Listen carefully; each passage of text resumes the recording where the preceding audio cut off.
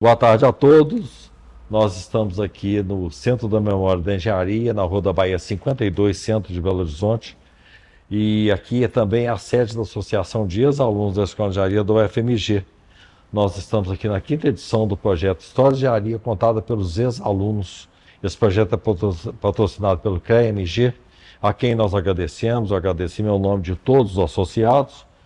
E também aproveito a oportunidade para agradecer a sua presença, porque o nosso convidado de hoje é o Benjamin Rodrigues Menezes, né, formado em 1977, engenheiro eletricista, que tem uma trajetória que nos interessa muito em todo o nosso processo de levantamento de memória. Aproveito também a oportunidade para agradecer a equipe de que apoia o projeto, os coordenadores do projeto, a equipe de apoio da produção. E então vamos à entrevista, né, Joaquim? Estamos aqui agora para colher mais histórias, mais informações.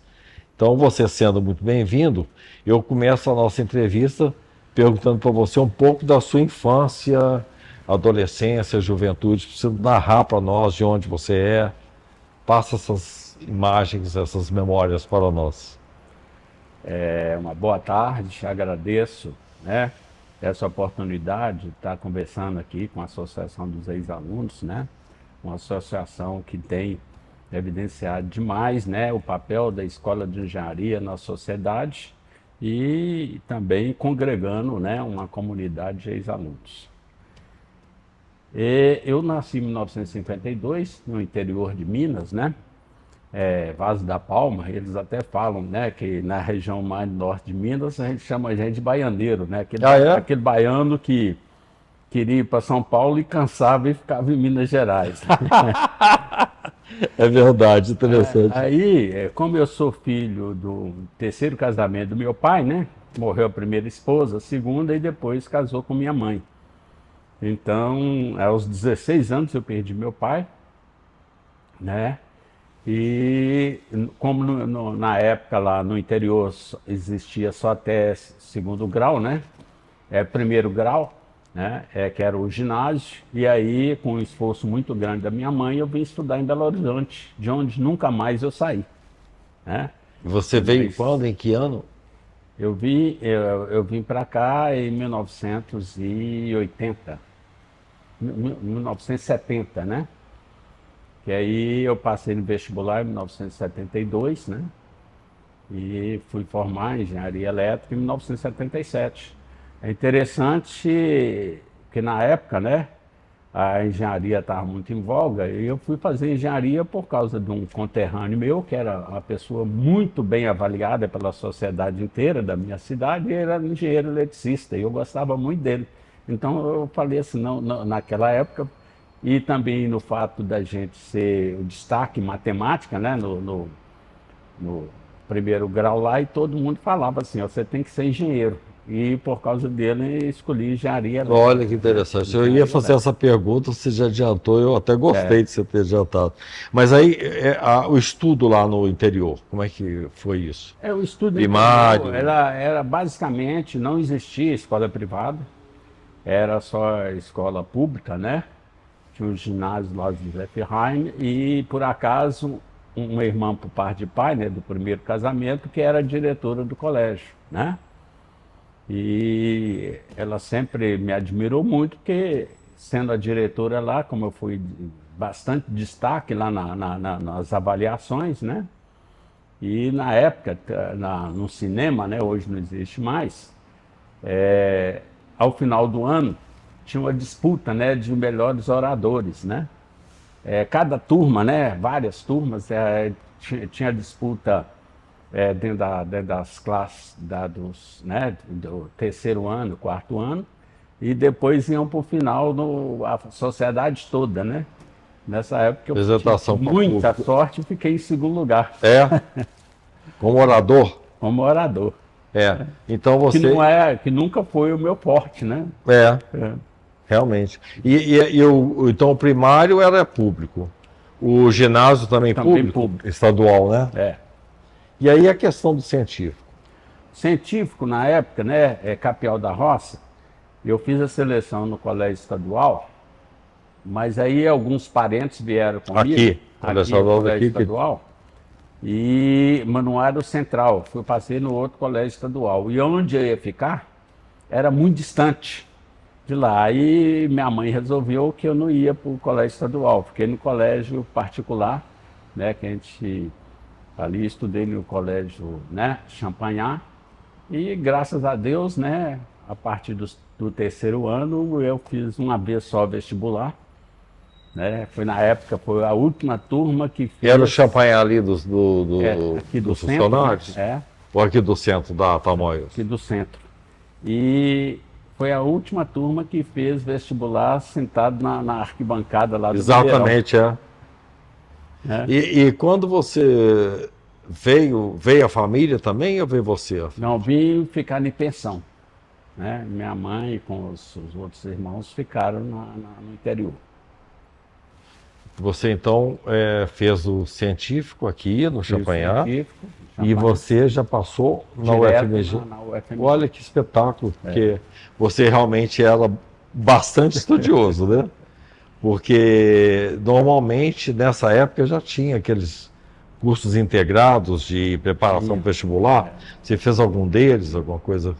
Veio com uma certa dificuldade, né, do ensino do interior, né, mas aí foi possível recuperar tal nos 3 anos que eu fiz na época, hoje é segundo grau, né, na época científico, né. É. E você não fez nenhum cursinho para fazer Não. vestibular. Que espetáculo, parabéns, viu? Você no terceiro científico já entrar direto Entrei direto. num curso sem outro tipo de preparo. Então, mérito seu, né? E aí, quando você começou a engenharia, você começou também no ISEX, né? Que era um curso básico.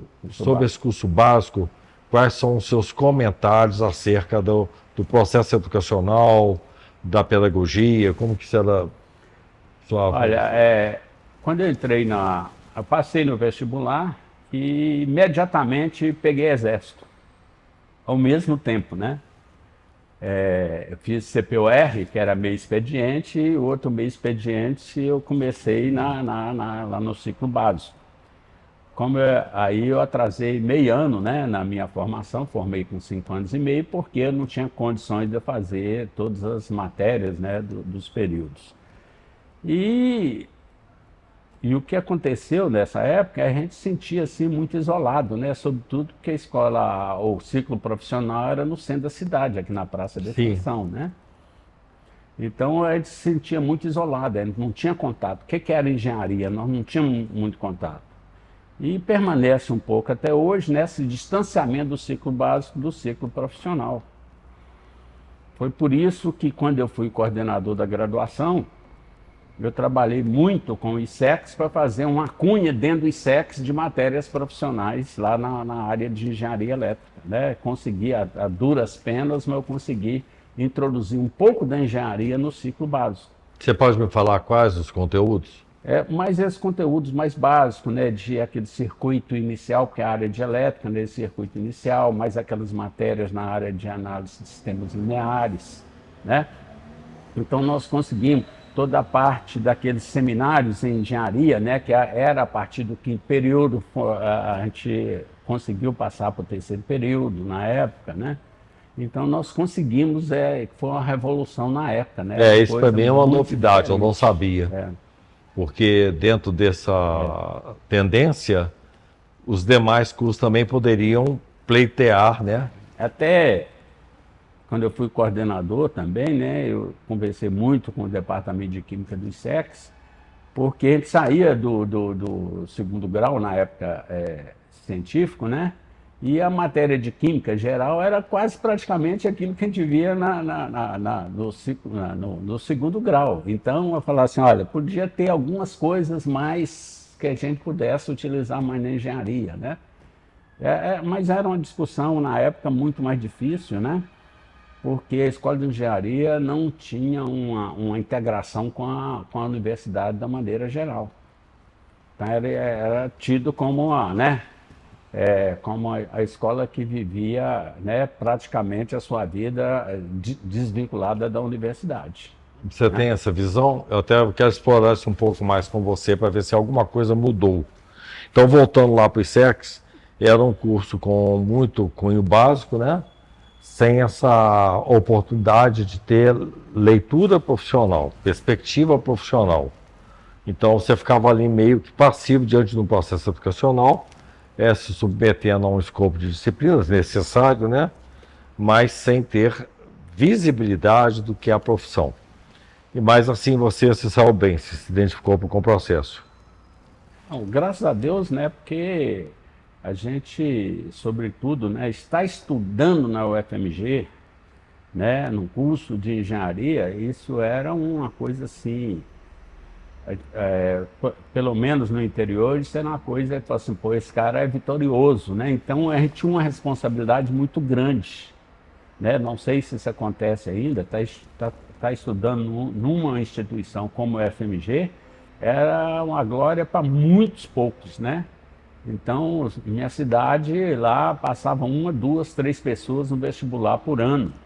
Então, quem passava era uma coisa. Na minha época, eu fui o único que entrou dentro da UFMG. Então, isso eu falava assim, pô, esse cara tratava a gente, né, um pouco exageradamente, como se a gente fosse um gênio na época. É uma distinção, né? Então teve festa na cidade inteira, e aquele negócio. Hoje, a gente nem fica sabendo quem passou. É verdade. A sua mãe teve um senhor orgulho, né? Dessa história. É.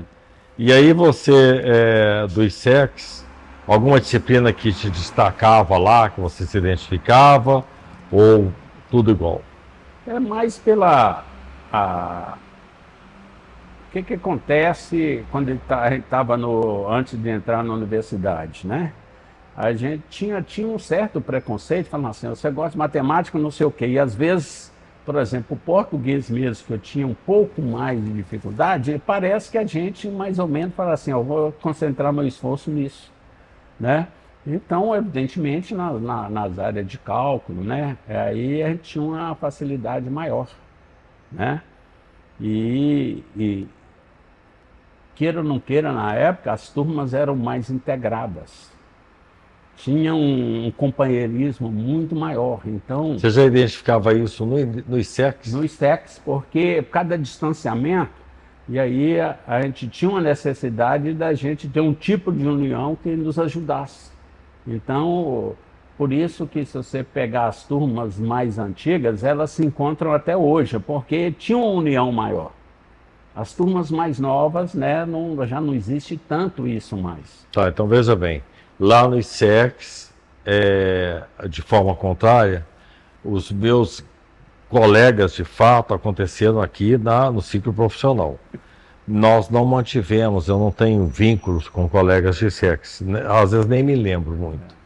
Os que eu me lembrava que eram próximos, eu não sei onde eles estão mais, né? Que eu poderia até pretender contactá-los. Um deles eu me lembro o nome, ele é físico, acho que ele está no UFMG, o Bismarck. Bismarck. Ele foi meu colega de sexo, nós éramos muito amigos, mas eu nunca mais o vi. Ele é muito conhecido. Bismarck. Ele está no UFMG? Eu não sei se ele aposentou, né? Pois foi meu colega de sexo, éramos próximos, mas passou. Então, por tudo isso, lá eu não tinha essa possibilidade. E aqui na Escola de Engenharia, na área central, no campus de engenharia, isso acontecia, essa possibilidade. Então você destacou agora uma informação que para mim ela é nova, que já tinha lá um agrupamento de colegas. Porque praticamente a turma veio toda junto aqui para a cidade, né? Não tinha, a evasão era muito pouca nessa época, pelo menos no curso que eu estava, né, da engenharia elétrica. E existia uma turma exclusiva de engenharia elétrica nos SECs, né? Então todas as matérias a gente fazia junto. Então, pode ser isso. Né? Então, e tinha uma turma exclusiva de elétrica no SECs, pode ser que tenha sido isso. Aí nós viemos juntos. Essa turma veio junto. Algum professor que destacou por você lá, na nossa memória?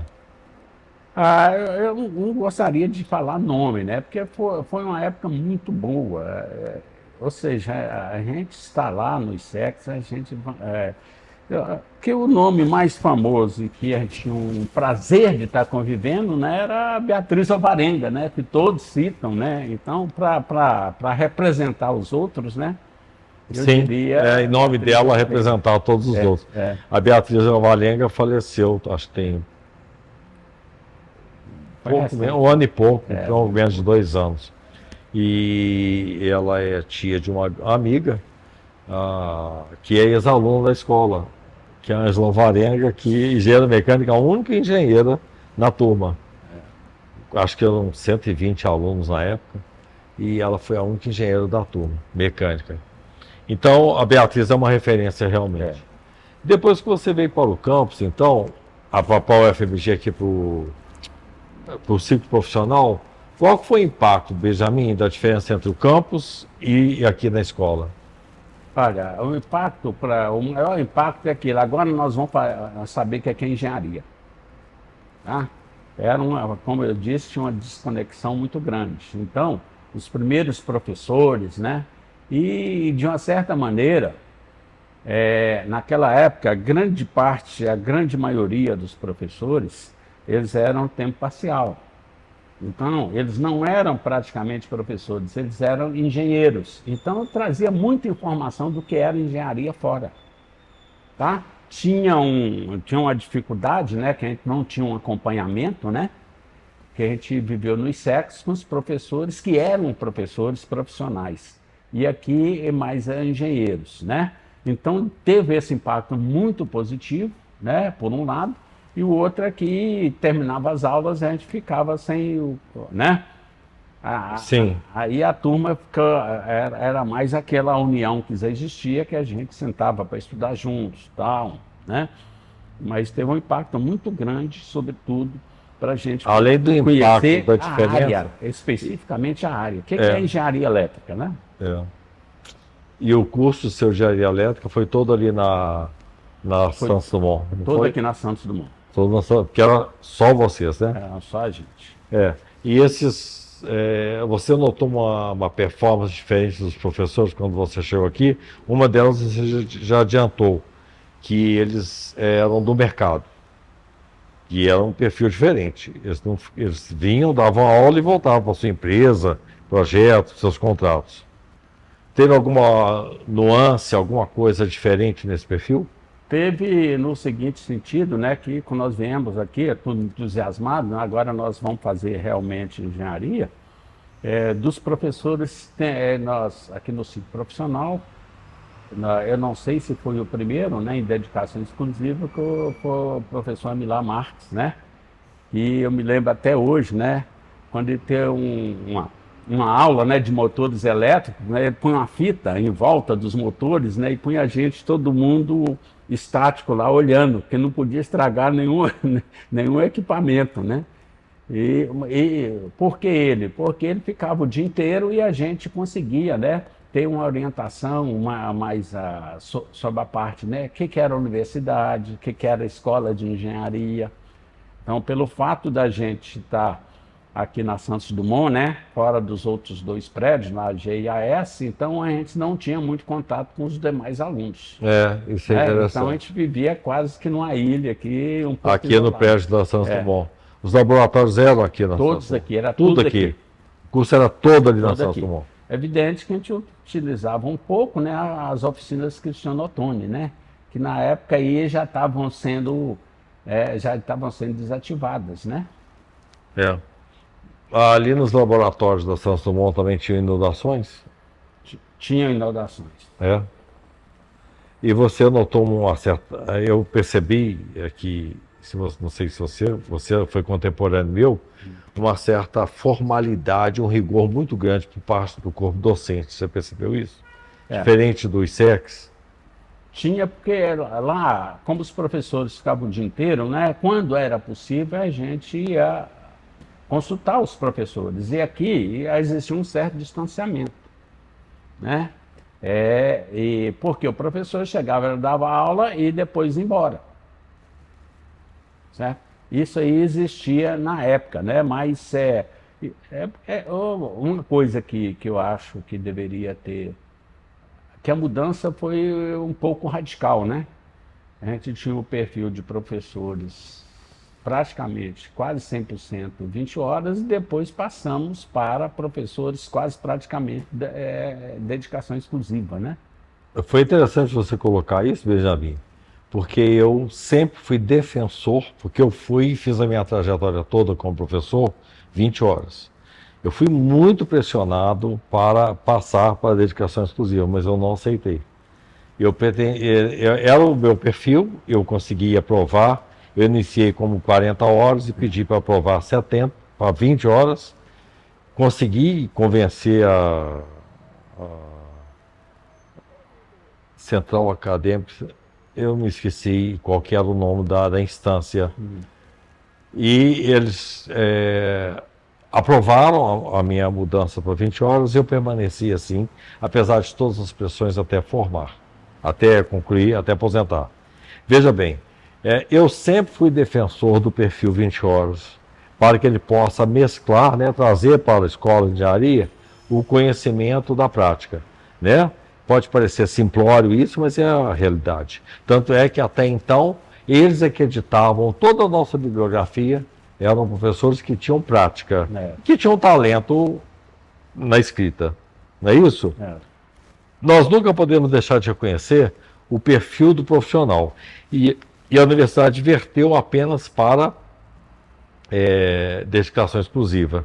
Você indicaria hoje uma compensação para entre dedicação exclusiva e 20 horas? Olha, eu indicaria, mas para acontecer isso, tá certo?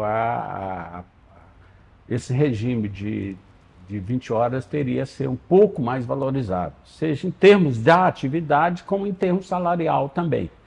Porque, como eu disse para você, quando nós entramos na UFMG, era uma glória estar na UFMG. Certo? Um professor que era 20 horas, tem até um professor que uma vez falando com a gente, ele era 20 horas, né? Já na época que eu era professor também, na antiga empresa Atam, que ele tinha, ele era um dos sócios, e aí ele falava o seguinte, olha, quando eu chegava num determinado setor para ser atendido, né, ia lá como um dos donos da Atam, engenheiro da Atam. Ele falava que é da Atam, ele tomava um certo chá de cadeira. Quando ele falava que era professor da UFMG, o atendimento era mais rápido. Olha só. Entendeu? Então, isso aí, porque eu acho que até a nossa área tentou algumas vezes ter professor de tempo parcial, mas aí não há mais uma valorização como existia antigamente.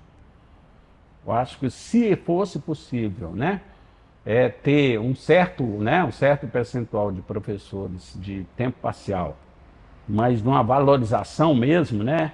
Que ele está aqui dentro da UFMG, pegar pessoas, né? Porque passou um certo momento que às vezes o professor era 20 horas aqui, 20 horas na PUC, 20 horas não sei aonde. Então, ele não era aquele profissional do mercado.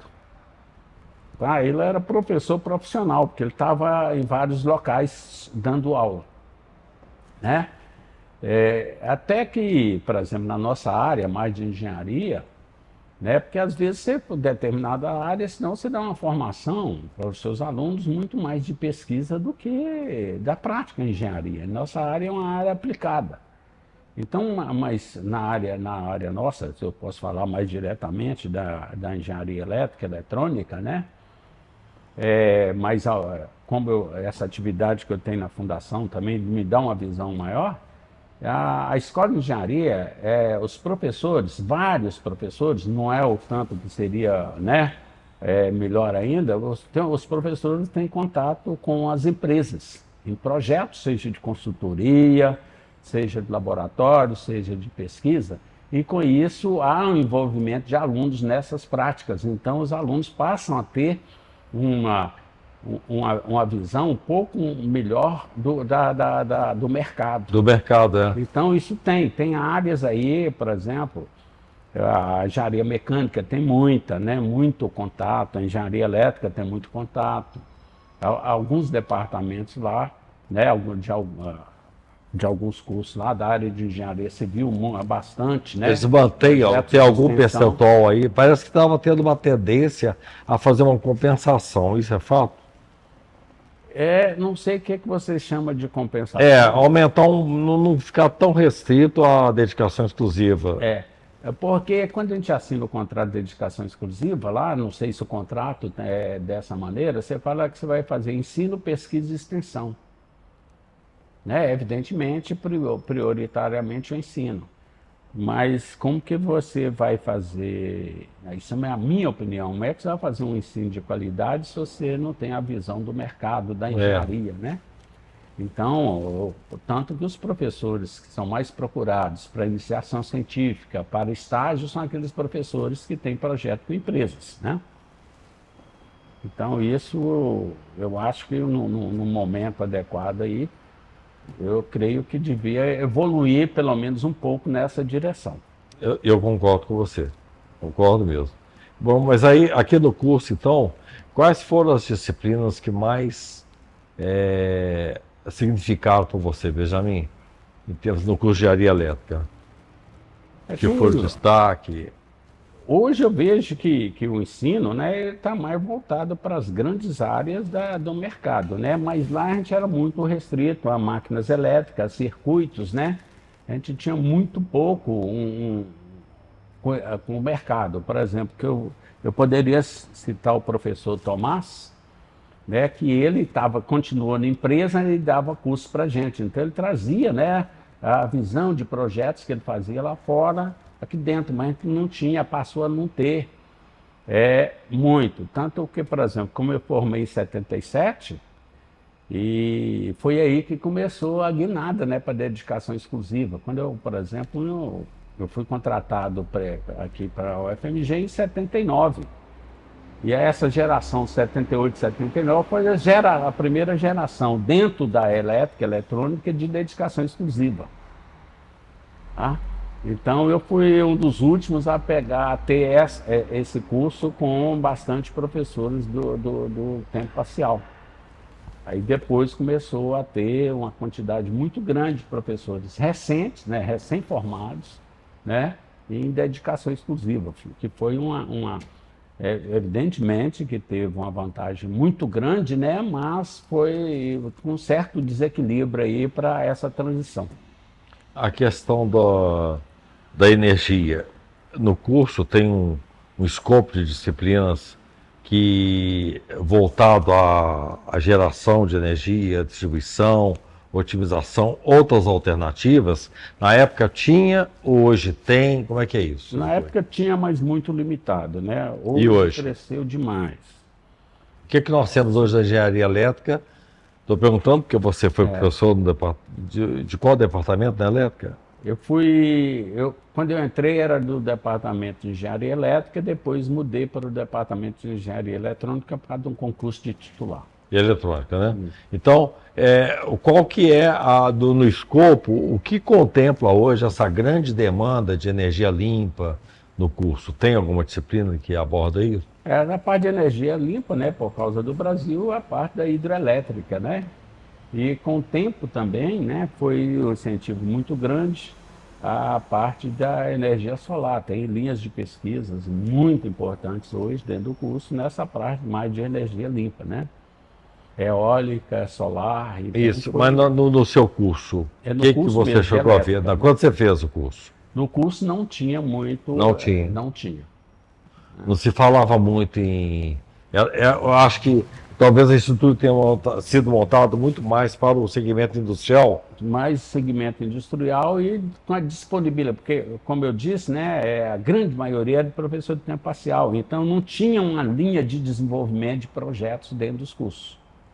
A partir da contratação de professores de dedicação exclusiva, passou a ter linhas de desenvolvimento. Tá? Então, é por isso que eu estava falando, tanto esse lado do equilíbrio, né, de um lado para o outro, mas trouxe muitas vantagens. Essa geração de dedicação exclusiva começou realmente a ter o desenvolvimento e também da busca de recursos para ter esse desenvolvimento dentro da universidade, né? E nesse curso seu, você fez todo o curso aqui? Todo o curso aqui.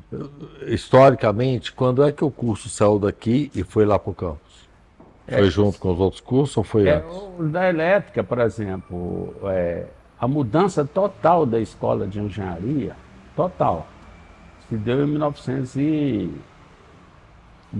2010. Total, quando foram entregues os prédios, né? Na época que eu já era diretor. mas a engenharia elétrica ela foi mais cedo para lá.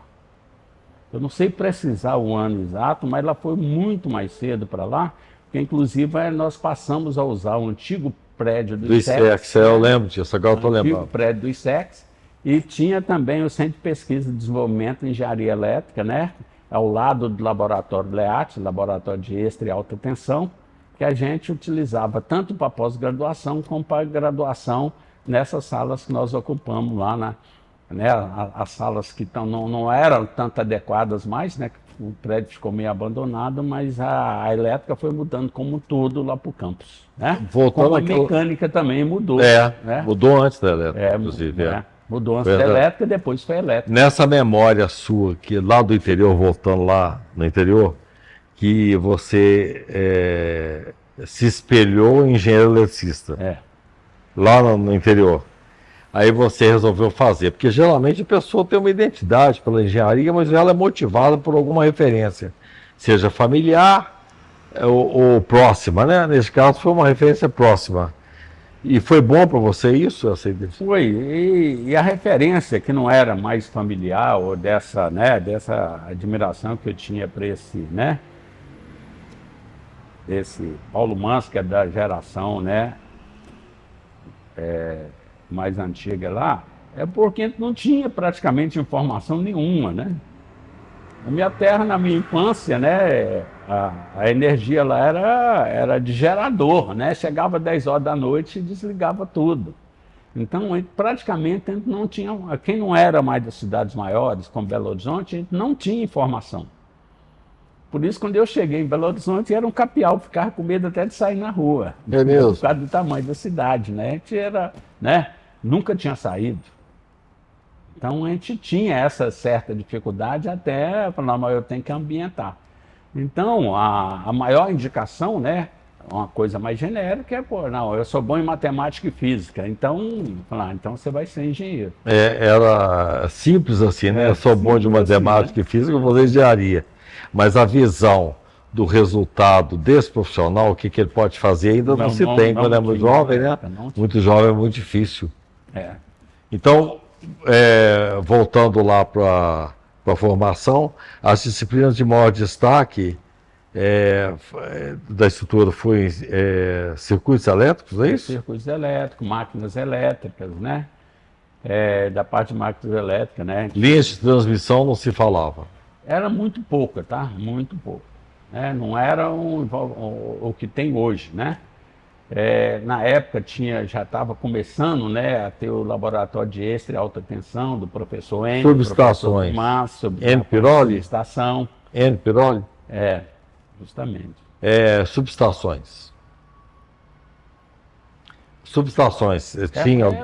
Eu estou falando que era muito mais na teoria, né? Então, a atração é mais aquelas disciplinas que tinham mais laboratórios, né? E tinha um corporativismo na elétrica. A gente percebia isso. Eu cheguei a ministrar umas aulas lá durante um período, uns 10 anos mais ou menos, e eu percebi os alunos muito festivos e muito corporativos, muito unidos. Você confirma isso? Eu confirmo. Você vê, até eu me formar, quando chegava, por exemplo, a gente tinha aula no sábado de manhã, e todo sábado de manhã a turma saía, para um bar aqui próximo, para tomar cerveja e conversar. Mas tem um fato muito curioso. Dia da criança, o que você lembra? Por várias vezes eu cheguei lá no prédio do Dia da Criança, estava todo mundo vestido de criança, com apito, naquele prédio no segundo andar, e soltando confete e tudo mais. Eu achava aquilo uma coisa inusitada. A turma era muito festiva. Muito festiva. Eu falei, gente... E isso unia muito a turma, né? Muito festiva, impressionante. Eu chegava lá, estava todo mundo apitando, com apito, com o chapeuzinho na cabeça. Festa de criança, todos os alunos com indumentária infantil, festejando o Dia da Criança. Isso aconteceu mais de uma vez comigo. Então, isso cria um corporativismo, uma proximidade, né? E aí, então... Aí, quando você foi professor, eu já tinha saído, né? Não sei se foi depois, né? Eu fui professor de 80 a 90 lá. 1980 a 1990. E tinha essa característica da turma da elétrica. Depois eu assumi a turma da civil.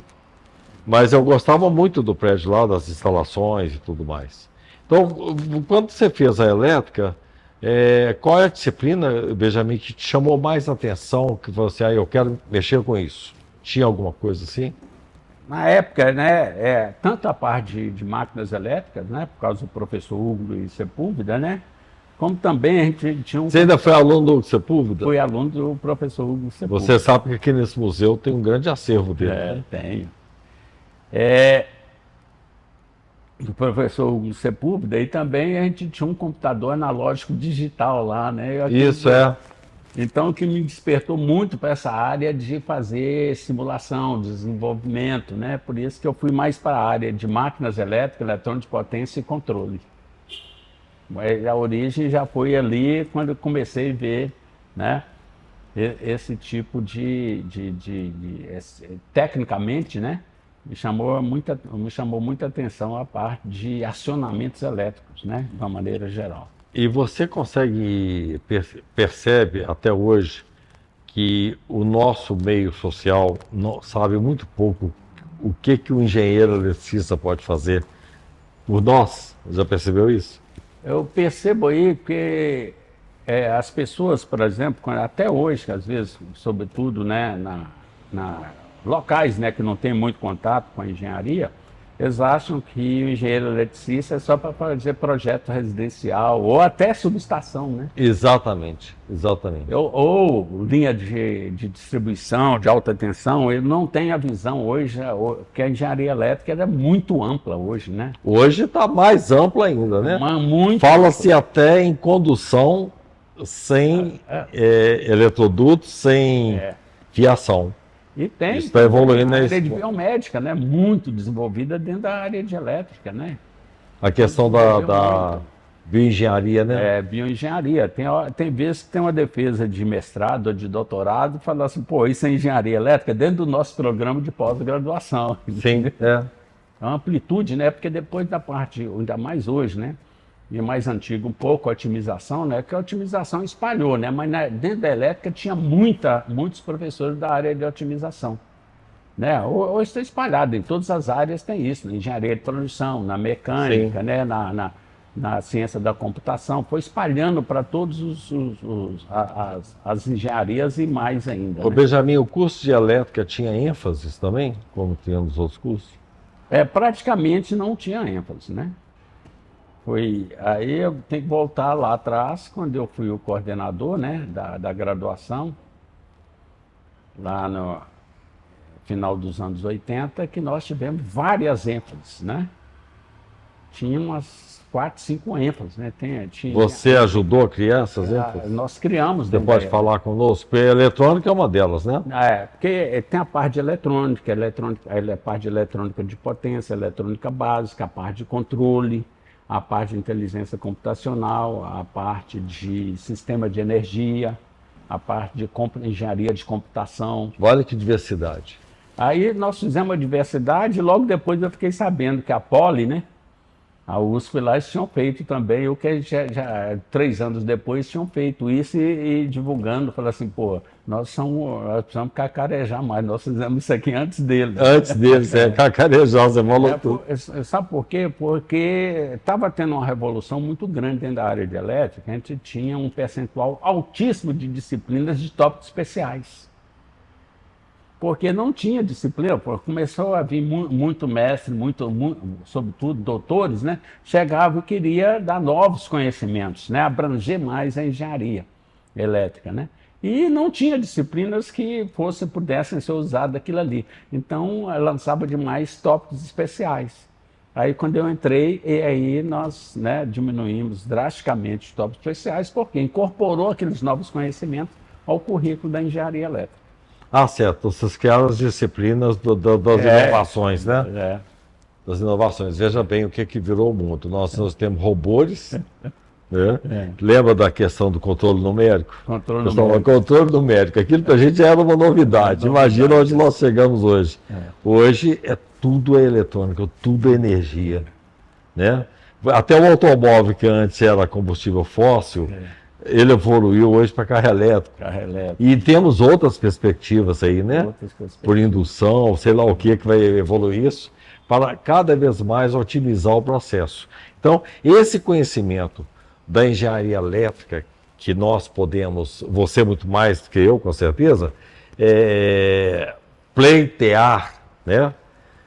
Saber o que pode ser melhorado na engenharia elétrica, nós temos essa consciência. Mas você entende que a sociedade, o meio, tem essa consciência da importância da contratação desse profissional? Olha, cada dia mais, porque hoje o conhecimento ele está espalhado no mundo todo, né? A pessoa tem acesso a conhecimento da maneira mais variada, né? Então, a sociedade hoje já tem uma percepção maior, né, dos desenvolvimentos existentes hoje, né? Eu acredito que, só para você ter uma ideia, quando eu me formei, o mercado de engenharia elétrica era razoável, tá? Hoje tem uma certa dificuldade, né? Isso, às vezes, dificulta um pouco na formação dessa nova geração. Eu não sei, mas acredito em quase todas as engenharias, as empresas, quando contratam, não contratam a pessoa como engenheiro, contratam aquele engenheiro recém-formado como analista. Como analista. Para pagar um salário menor e não pagar o salário mínimo do engenheiro. Isso é uma forma de não reconhecer o trabalho profissional, achar que ele não é necessário. Embora o engenheiro hoje, né, por exemplo, hoje tem um mercado muito grande da engenharia no setor bancário, no setor financeiro, porque ele tem uma formação muito sólida, né, muito sólida, básica, que possa ter uma guinada para outras áreas, né? Embora hoje, por exemplo, hoje que a gente fala, estava até, toda hora a gente estava ouvindo, né? Na área que tem mais emprego hoje, que está faltando mão de obra, é a parte de tecnologia, na parte de ciência da informação, engenharia de computação, né? Foi tarde, mas aconteceu, né? A Escola de Engenharia, junto com o Departamento de Ciência da Computação, ter lançado o curso de Engenharia de Computação, que tem mais de 10 anos que está sendo discutido, mas tardiamente, mas aconteceu. Sabe, aconteceu agora recente? Já entrou a primeira turma para esse primeiro semestre, agora em Ciência 2025. da computação? Ciência, Engenharia de Computação. Engenharia de que é um curso, né, entre a Escola de Engenharia e o ISEX, através do Departamento de Ciência da Computação. Naturalmente vai ter robótica, deve ter robótica no Tem no currículo. Porque já tem a parte de robótica, né, dentro da engenharia elétrica e dentro da mecânica, né? Tem alguma disciplina que aborda a questão espacial? Tem, porque tem o curso na engenharia mecânica de aeroespacial, né? Então tem alguma interface com o curso de elétrica? Tem uma interface, mas é mais... Lembrando que o curso de mecânica e elétrica era junto até 1965. Começou junto. Até 65 eram juntos. Depois desmembrou. Depois desmembrou, mostrando a importância... É muito complementar. Tá. Quando você fala em mecânica, você tem eletrônica, tem elétrica. Até diria que das áreas da engenharia que teve uma expansão muito grande foi a parte de elétrica, né? Elétrica com eletrônica e a parte de mecânica, né? Que aí tanto elétrica e a parte da grande área de elétrica e a mecânica, né? Passaram a ter curso não só diurno, curso noturno, outros cursos, né? Porque hoje, por exemplo, dentro da minha área lá, que é engenharia elétrica e eletrônica, né, dos dois departamentos, nós temos curso de engenharia elétrica, curso de sistema de engenharia de sistema, nós temos o curso na área de automação e agora o curso na área de engenharia de computação. Houve um desdobramento aí. Um desdobramento muito grande. A elétrica, por exemplo, o departamento de eletrônica nasceu pequeno, né? A elétrica tinha em torno de uns 20 e poucos professores. E hoje os dois departamentos juntos estão chegando a 100 professores. Os dois ou cada um? Os dois juntos. Os dois juntos. O mercado hoje não é bem o mercado. Esses profissionais que fizeram... tinha uma turma para fazer engenharia elétrica aqui. Você acha que essa procura acontece mais por estudantes hoje de engenharia elétrica, mais do que as outras engenharias? Eu tenho uma sensação de que diminuiu um pouco essa procura. Diminuiu, tá? Isso tem muito a ver também, porque a gente procura que a gente olha vestibular, né? Dentro da engenharia elétrica, a quantidade de vaga é muito grande. Da grande área de elétrica, a quantidade de vaga é muito grande. Hoje, por exemplo, um curso que tem um índice muito alto para passar é engenharia química, mas o número de vagas é pequeno. E agora teve a aeroespacial, é um curso que está sempre tendo a dificuldade muito grande do aluno passar, né? Porque o número de vagas é pequeno? É uma certa quantidade de vaga, mas é uma área que tem muito atraído procurada, muito, tem uma procura muito grande, né? A parte, por exemplo, controle da automação é razoável, a elétrica é razoável, e tem ainda, né? A procura é razoável ainda, né? Não é igual outras, tem outras federais até de Minas aí, a gente vê que às vezes dentro dessas áreas aí não completam nem o número de vagas, né? Eu tenho percebido que algumas escolas particulares, elas estão focando mais na civil e menos em outras engenharias. É por isso Metrologia, essa elétrica. iniciativa da UFMG em fazer também, paralelamente, aquele vestibular seriado, né? Que é o aluno desde do primeiro ano do segundo grau, ele já começar a fazer prova, né? E quando ele chegar no terceiro ano, ele já tem a vaga dele garantida. Ah, não sabia, não. Está começando esse ano, né?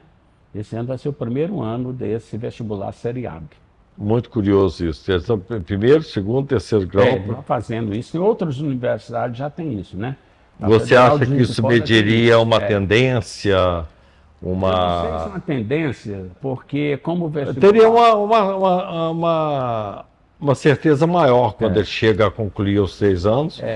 Que ele fez e ele manteve aquela intenção, né, durante 3 anos de fazer a mesma. A partir do Enem, o vestibular hoje ele é nacional, né? Então a pessoa de vários outros estados passam aqui e de acordo com a evolução, né? Porque às vezes não completa a vaga, é aquele candidato que passou aqui, de repente aparece uma vaga no estado dele, vai embora. Então fica um descompasso muito grande. Então as universidades estão perdendo muitos alunos por causa disso.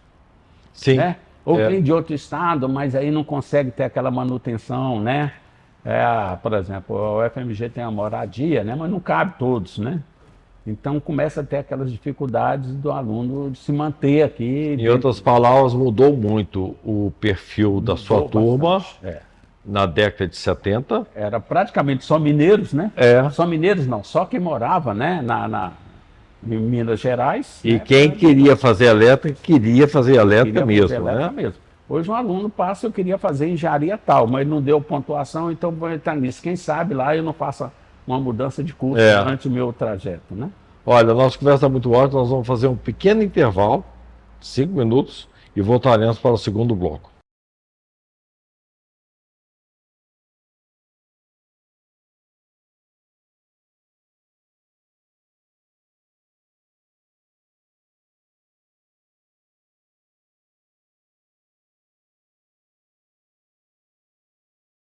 Dando início, continuidade à nossa entrevista de hoje, no nosso segundo bloco, nós estamos aqui no projeto que foi criado, que é a história de engenharia narrada pelos ex-alunos, contada pelos ex-alunos, e estamos aqui no Centro da Memória da Engenharia, no centro de Belo Horizonte, na Rua da Bahia 52, onde também está instalada a Associação de Ex-Alunos da Escola de Engenharia da UFMG. E a partir desse projeto nós temos colhido aqui a nossa memória falada. O nosso convidado de hoje é o colega Benjamin Rodrigues Menezes, se eu estiver errado, né, com o nome, é formado na turma de 1977 em Engenharia Elétrica. Benjamin está trazendo muitas informações. Eu aproveito também para agradecer o CREA, porque esse projeto é um patrocínio do CREA-MG, e eu agradeço o CREA e a nossa equipe de produção. Benjamin, dando continuidade, então, agora nós somos já na esfera do profissional. Quando você saiu da escola, vamos falar da sua carreira profissional. Você saiu da escola e você entrou direto no mercado, em alguma empresa, ou você já entrou direto na vida acadêmica? Quando eu saí da escola, eu fui direto fazer o mestrado na UFRJ, na COP lá, na área de engenharia elétrica. Fui direto fazer esse mestrado. Quando aqui capitaneado pelo professor Amilcar de Souza Marques, ele estava procurando, né, mudando aquele perfil, né, dos professores, né, tentando alguns professores que pudessem ter, que estivessem fazendo uma formação complementar, mestrado, doutorado, para mudar um pouco o perfil, né, do que estava acontecendo na escola e, sobretudo, procurar profissionais para a área, para serem professores em dedicação exclusiva, né? Como eu disse, a época o mercado era muito intenso, né? Pelo menos na nossa área, e estava sendo uma certa dificuldade, né? Então, quando eu fui fazer o mestrado, né, eu e outro colega lá fomos contactados para imediatamente serem contratados, né, que eram chamados colaboradores, né, professores Eu colaboradores. lembro disso, é. Para serem contratados, né, para serem professores. E você já tinha intenção de ocupar esse cargo, de ter uma formação acadêmica? Eu não tinha nenhuma intenção de ir para a área acadêmica, né, nenhuma intenção. Eu fui fazer esse mestrado porque eu queria aperfeiçoar um pouco mais na área de engenharia elétrica, né? Aqui a gente tinha um curso de pós-graduação aqui, mas estava muito assim incipiente. Então eu fui para o UFRJ justamente para me aprimorar mais, mas sem essa visão de que eu queria minha carreira na área acadêmica. Então é evidente que pelo convívio lá no mestrado com os professores, né? A COP lá da UFRJ já era um destaque nacional na área de pesquisa, né? Então, eu fui despertado para isso. E chegou esse professor e falou assim, olha, eu te contrato imediatamente, mas eu estou fazendo mestrado, não te contrato onde você estiver. Quem que era esse O professor? professor Amilcar de Souza Marques. Tanto eu como outro colega, porque a dificuldade que eles tinham de encontrar pessoas, né, que estavam fazendo essa formação mais científica, né? Mestrado e doutorado. Então, mas não era, não era o caminho que eu tinha traçado ir para a área acadêmica. Então, ele ficava direto, né? Então, quando foi em 79, aí que a insistência dele foi maior. Tanto que nós fomos contratados no meio de 79 para um contrato já em janeiro de 79, né, que eu comecei. Então, de tanta insistência que ele estava mudando a transformação, tinha o professor Godoy aqui como diretor da escola, que estava dando todo o incentivo, né? Para você ter uma ideia, quando eu defendi o mestrado, eu voltei imediatamente, em 1980, né? E imediatamente eu virei subcoordenador da pós-graduação com recém-mestre. Nossa! Já fui coordenador. E nós tivemos uma reunião com o professor Godoy e ele falando assim, olha, tem pessoas que estão no curso de pós-graduação da engenharia elétrica, tem vários anos e a dissertação não foi. Vocês vão ter que dar um jeito, então ter que marcar data para esse pessoal desenvolver. E logo em seguida, né, eu saí para o doutorado na França. Eu falei, já que eu estou aqui, né, a carreira, né, de um professor dentro da universidade, ela é valorizada, né? Você só sobe na carreira se você tem um doutorado, então resolvi em 83, eu cheguei em 80, no final de 82, né, início de 83, eu já fui para fazer meu doutorado na França. Tinha no Brasil, mas era ainda, ou seja, não tem o desenvolvimento que tem hoje. Hoje você não precisa sair para país nenhum para ter uma formação sólida de doutorado, né? As Eu creio que sim. científicas aqui são muito fortes. Agora, lá na França, você fez em que área? Fiz na área de acionamentos elétricos. Acionamentos elétricos? Acionamentos Você elétricos. pode falar um pouco sobre isso? Então, esses acionamentos elétricos lá foi mais assim de você ter essa transição, né, que não existia. Mas como é que você vai controlar um setor industrial que é acionado por motores, né? Então já estava essa transição para a gente fazer isso via microcomputador, tá? Ou seja, você tinha que ter um entendimento muito grande do funcionamento de uma máquina elétrica, né? E também um conhecimento na parte de controle de sistemas, né? E uma parte de programação. Então, meu doutorado foi feito nessa área. Então, é aquela programação que a gente fazia linguagem de máquina, coisa assim, muito. Hoje é rudimentar demais, né? Mas na época era a opção que a gente tinha. Né? Uma inovação. Você foi contemporâneo do professor José Carlos? Contemporâneo do professor Zé Carlos também. Porque eu estou me lembrando, ele também foi para a França, não foi? Eu fui mais para o norte da França, Nancy, e ele foi para Toulouse, né? E contemporâneos mesmo? Ele é um pouco mais antigo do que eu, né? Mas fomos contemporâneos o tempo todo, né? Sobretudo quando eu passei para a eletrônica, então ele vivia, né? O tempo todo juntos ali, aqui dentro do departamento de engenharia eletrônica. Então você prestou o concurso, voltou em... Eu vim como colaborador. Mas você foi em 83 para fazer o doutorado. Voltou quando? Aí eu voltei em 86. Em 86, voltei, em janeiro de 86, eu já assumi como coordenador da pós-graduação. Da pós-graduação? Da pós-graduação da engenharia elétrica. E essa pós-graduação, ela tinha mais de um segmento ou começou com um segmento apenas? Ela já tinha mais segmentos, porque participavam tanto a elétrica como a eletrônica, né? Então o campo já era bem maior.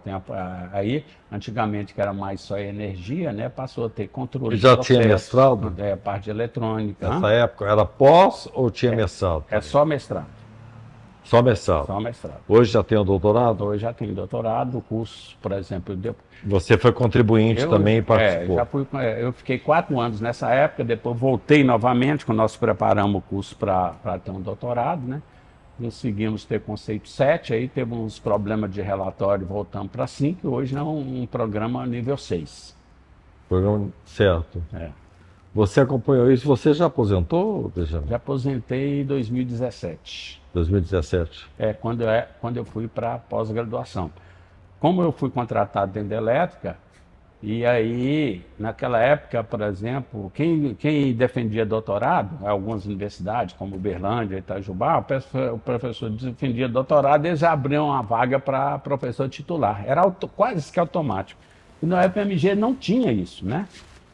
E aí, em 91, abriu um concurso para professor titular, uma vaga na elétrica, 2 vagas na eletrônica. E na elétrica, o Zé Celso, né? Era o mais antigo, ele passou no concurso de professor titular e tinha 2 vagas na eletrônica, né? O Ronaldo Pena ocupou uma das vagas e outras vagas, eu e outro colega da elétrica, né, o Celênio, nós fomos fazer esse concurso na eletrônica. E eu passei, então mudei de departamento de engenharia elétrica para eletrônica em 1991. Benjamin, o que mudou então desde que você entrou nessa estrutura curricular ou na estrutura departamental, né? A partir do momento que você entrou na universidade até a sua saída, até a atualidade? Em termos de estrutura departamental, continua a mesma, né?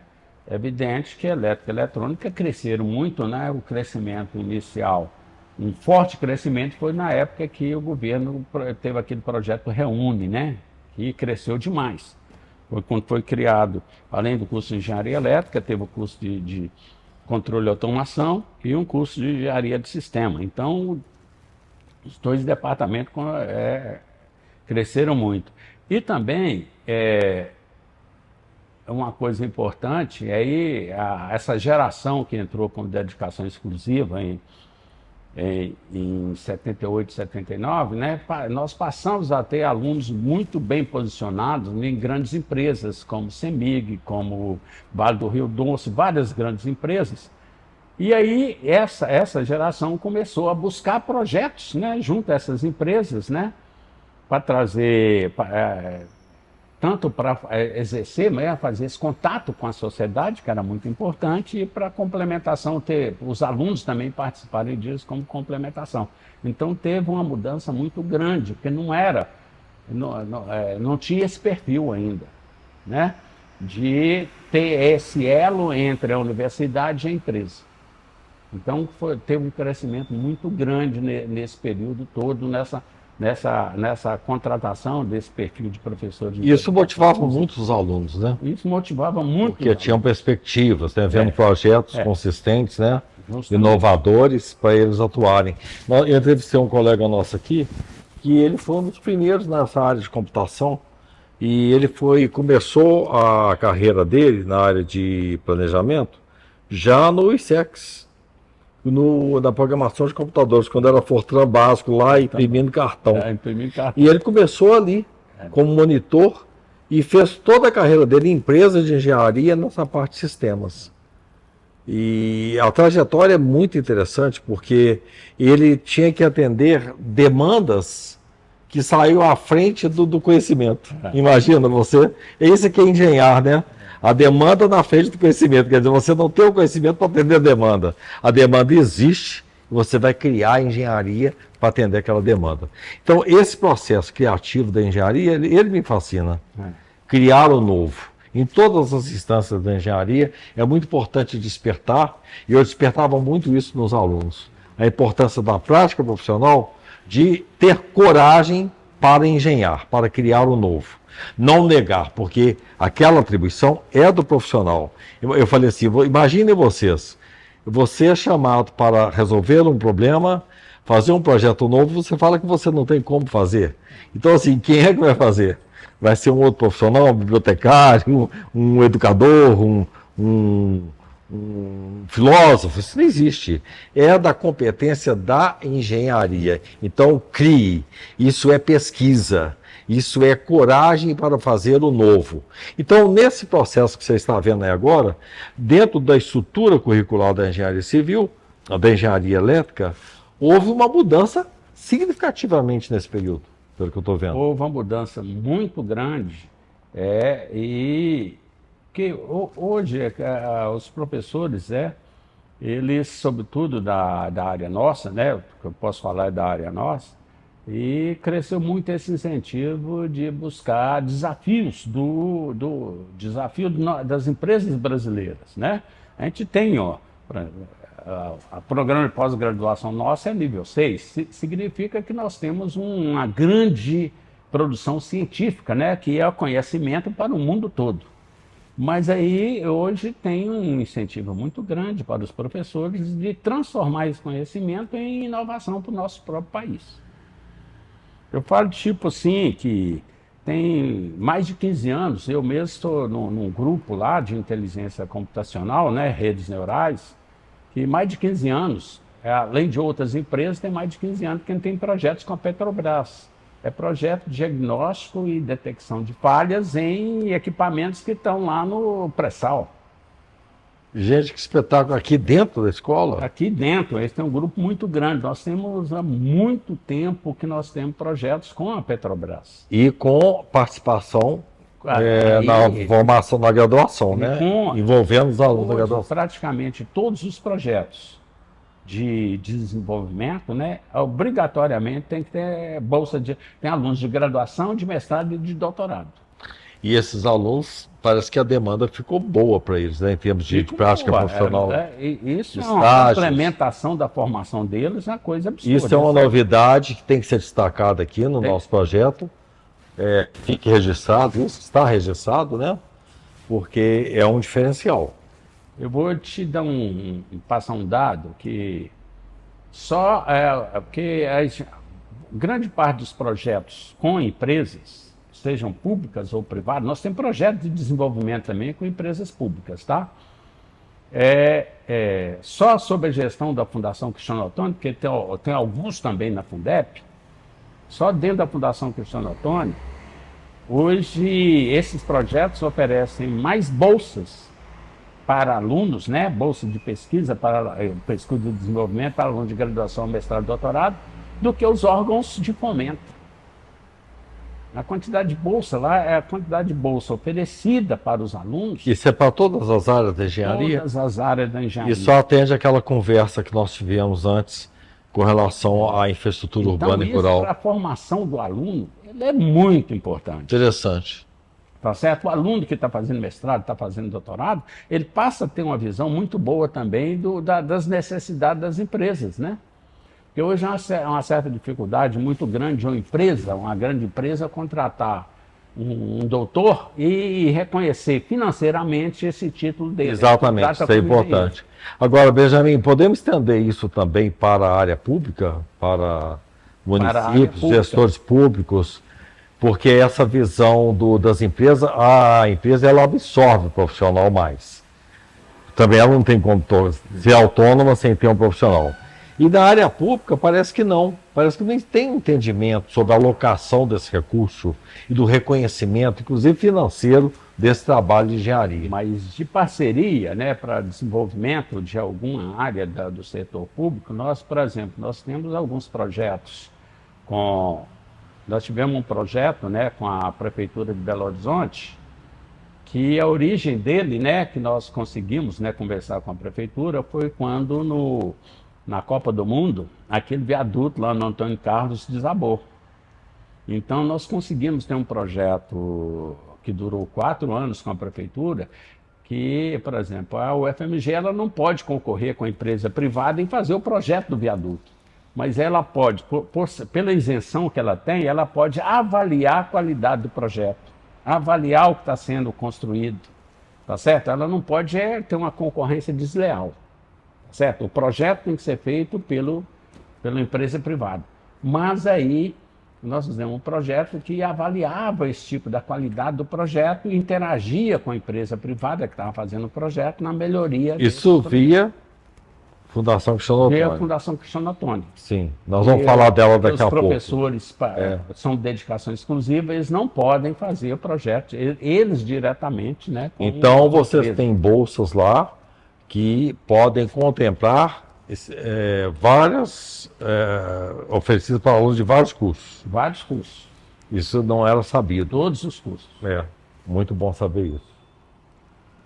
Então, vamos falar um pouco para a gente caminhar para o final da nossa entrevista, dessa trajetória sua como gestor na UFMG, saindo um pouco da esfera acadêmica. Você já foi subcoordenador, deve ter sido chefe de departamento, ou não? Não, eu fiquei mais na área acadêmica, né? Coordenador de graduação, coordenador de pós-graduação por 7 anos. E aí eu também atuei como pró-reitor adjunto na pró-reitoria de pesquisa da UFMG e diretor por 4 anos. Você foi diretor da Escola de Engenharia, né? E qual o período? Foi 2010 a 2014, né? Quando em 2011 a escola fez 100 anos, né? Exatamente, isso que eu queria saber. Você estava no período dos 100 anos da escola. Inclusive a última edição desses livros aqui, né? Que são editados pela Associação de Ex-Alunos, foi financiado dentro desse projeto 100 anos. Quem financiou? Que nós procuramos patrocínio para todos os eventos, né? E nós chegamos a publicar 4 ou 5 livros, né? Entre eles, esse aqui dos docentes, né? Nós patrocinamos a parte financeira. O acervo fotográfico também. Mas tem o fotográfico também, né? Que foi de autoria lá do professor Danilo né? Danilo E Amaral. esse aqui, toda edição, toda a parte de edição aí, foi feito pela associação. Então vou te mostrar uma curiosidade e ajude-nos a pensar na atualização do livro de discentes. Ele está em 2011, não sei se você sabe. Na época. Exatamente. Então nós temos que atualizá-lo, trazê-lo até agora. Vários anos. Vou te envolver com essa preocupação também. Então, você esteve na escola, você já pegou o período de mudança? Foi a mudança final da escola foi em 2010. Na sua gestão? Já tinham vários, né? Várias áreas já estavam funcionando no campus. E em 2010 foi finalizada toda a mudança. Foi quando nós entregamos os prédios, né, para o TRT. Nós temos que lembrar aqui do papel da Vera, lembra dela? Demais. A Vera foi atuante nessa parte muito atuante. Ali, o departamento dela, me esqueci. E atuamos, foi quando renovou também a Ela já é aposentada, não é isso? Da a Vera? SEB, né, da Associação dos Alunos, né? Ela já é aposentada, a Vera. Depois ela foi para o alojamento. Acredito que aposentou já, né? Vera foi uma grande apoiadora nesse processo. Eu me lembro disso, ela preocupada com as mudanças. Não era fácil, né? Mudar 2 prédios desses, levar para o campus, que triplicou de tamanho, é complicado, é complexo. Então você esteve na fundação como diretor da escola, e depois que você saiu, você foi para a fundação de imediato? Lembrando aqui que a fundação que chamou doutor, ela tem que ser citada, e eu gostaria até que você falasse um pouco sobre ela. Vamos falar primeiro quando é que você entrou na fundação. Como o meu mandato foi 2010 a 2014, né? E aí o que era meu vice, que foi o Alessandro, né? Alessandro Moreira, né? Ele foi eleito para diretor da escola. Foi a primeira vez que um vice foi eleito diretor da escola. Eu acredito que isso foi o sucesso da nossa gestão, né? Então ele foi eleito, né? E depois estava com dificuldade de encontrar alguém para administrar a fundação. Então, em 2015, eu entrei para ajudar lá na administração da fundação. Está há 10 anos lá. 10 anos lá. Parabéns e obrigado pela contribuição.